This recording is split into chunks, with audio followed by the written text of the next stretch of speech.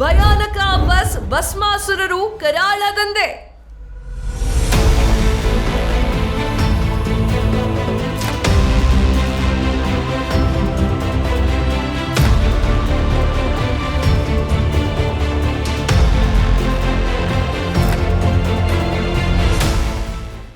Speed news ಬಯಲು ಮಾಡ್ತಿದೆ bus ಮಾಲೀಕರ ಲಗೇಜ್ ದಂಧೆ.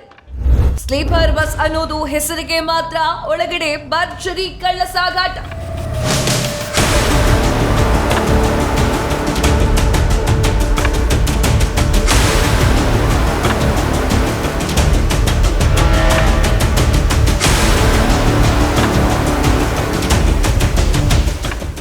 ಹೌದು, ಸ್ಪೀಡ್ ನ್ಯೂಸ್ ತಂಡ ಬಯಲು ಮಾಡ್ತಾ ಇದೆ ಬೆಂಗಳೂರಿನ ಮೆಜೆಸ್ಟಿಕ್ ಅಕ್ಕಪಕ್ಕದಲ್ಲಿ ನಡೀತಿರುವ ಕರಾಳ ಸ್ಲೀಪರ್ ಬಸ್ಗಳ ಲಗೇಜ್ ದಂಧೆಯನ್ನ.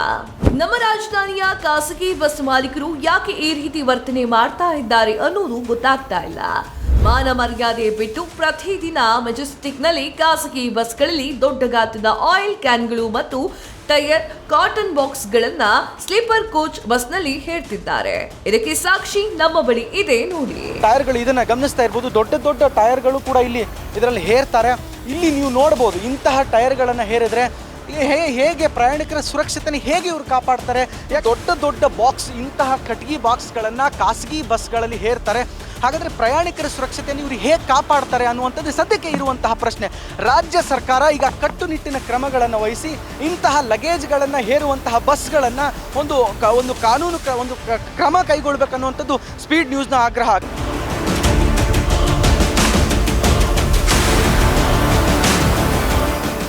ಈ ರೀತಿ ಪ್ರತಿನಿತ್ಯ ಪ್ರತಿ ಸ್ಲೀಪರ್ ಬಸ್ನಲ್ಲಿ ಲಗೇಜ್ ದಂಧೆ ಮಾಡುತ್ತಾ ಇರುವ ಖಾಸಗಿ ಬಸ್ಗಳ ಹೆಸರು ಸೀಬರ್, ಜಬ್ಬರ್, ಸುಗಮ.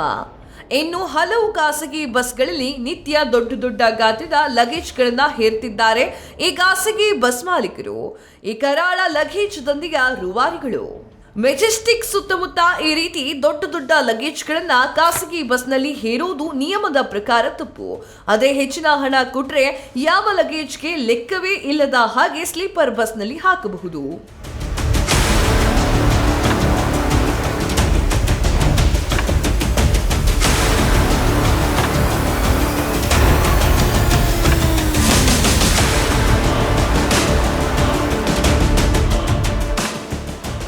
ಚಿತ್ರದುರ್ಗ ಜಿಲ್ಲೆಯ ಹಿರಿಯೂರು ಸಮೀಪ ಸಂಭವಿಸಿದ ಬಸ್ ದುರಂತದಲ್ಲಿ ಮೃತಪಟ್ಟಿದ್ದು, ಇತ್ತೀಚಿನ ದಿನಗಳಲ್ಲಿ ಖಾಸಗಿ ಬಸ್ ಮಾಲೀಕರು ಲಗೇಜ್ ದಂಧೆ ತಾರಕಕ್ಕೆ ಏರಿದೆ.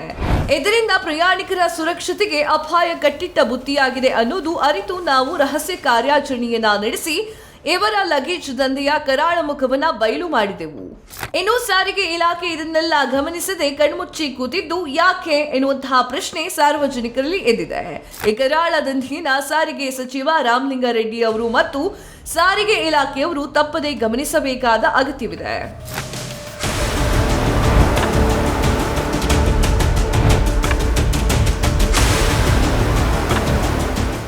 ಪ್ರಯಾಣಿಕರ ಸುರಕ್ಷತೆಯನ್ನ ಬಲಿ ಕೊಟ್ಟು ಹಣದ ಲಾಭಕ್ಕಾಗಿ ಖಾಸಗಿ ಬಸ್ಗಳಲ್ಲಿ ಅಕ್ರಮ ಲಗೇಜ್ ದಂಧೆ ನಡೆಸುತ್ತಿರುವ ಮನಸ್ಥಿತಿ ಅತ್ಯಂತ ಅಪಾಯಕಾರಿ. ಒಟ್ಟಾರೆ ಹೇಳುವುದಾದ್ರೆ ಖಾಸಗಿ ಬಸ್ಗಳಲ್ಲಿ ಅಕ್ರಮವಾಗಿ ನಿಷೇಧಿತ ಲಗೇಜ್ ತುಂಬಿಕೊಂಡು ಹೋಗ್ತಾ ಇರೋದು ನಿಲ್ಲಿಸಲೇಬೇಕು. ಇನ್ನು ಸಾರಿಗೆ ಇಲಾಖೆ ಇನ್ನೂ ಕಣ್ಮುಚ್ಚಿ ಕೂತಿದ್ರೆ ಇಂತಹ ದುರಂತಗಳು ಮರುಕಳಿಸುವುದು ಗ್ಯಾರಂಟಿ. ಈಗಾಗಲೇ ಎಚ್ಚೆತ್ತುಕೊಂಡು ಈ ಕಳ್ಳಾಟದ ವಿರುದ್ಧ ಕಟ್ಟುನಿಟ್ಟಿನ ಕ್ರಮ ಕೈಗೊಳ್ಳಬೇಕು ಅನ್ನೋದು ಸ್ಪೀಡ್ ನ್ಯೂಸ್ನ ಆಗ್ರಹ. ಭಯಾನಕ ಭಸ್ಮಾಸುರರು ಕರಾಳ ದಂಧೆ.